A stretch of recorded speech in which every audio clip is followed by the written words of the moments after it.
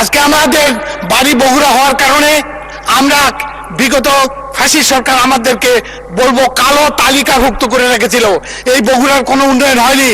আমার এলাকায় সান্তাহারে একটা হসপিটাল আজকের মাননীয় প্রধানমন্ত্রী ওনার উদ্যোগে হয়েছিল 20 শয্যা বিশিষ্ট একটা হসপিটাল, এবং 2006 সালে তৎকালীন মাননীয় এমপি মহোদয় উনি উদ্বোধন করেছিলেন, কিন্তু এখন পর্যন্ত সেই হসপিটালটা আলোর মুখ দেখেনি, ওইভাবে পড়ে আছে।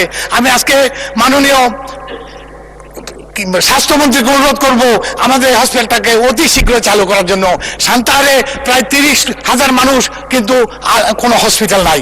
এই হসপিটালটা 2006 সাল থেকে এখন পর্যন্ত আলোর মুখ দেখেনি।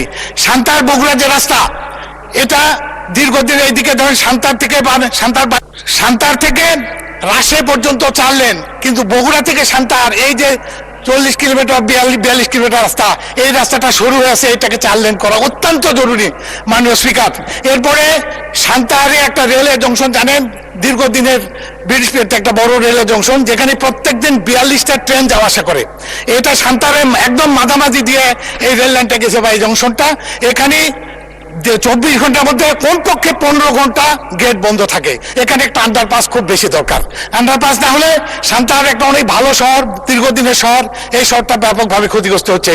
এছাড়াও দুপচাচিয়াতে গত 1 বছরে দুপচাচিয়া প্রপারে 14টা অ্যাক্সিডেন্ট হয়েছে এই রোডস অ্যান্ড হাইওয়ে রাস্তায়, এখানে একটা ওভারপাস দরকার।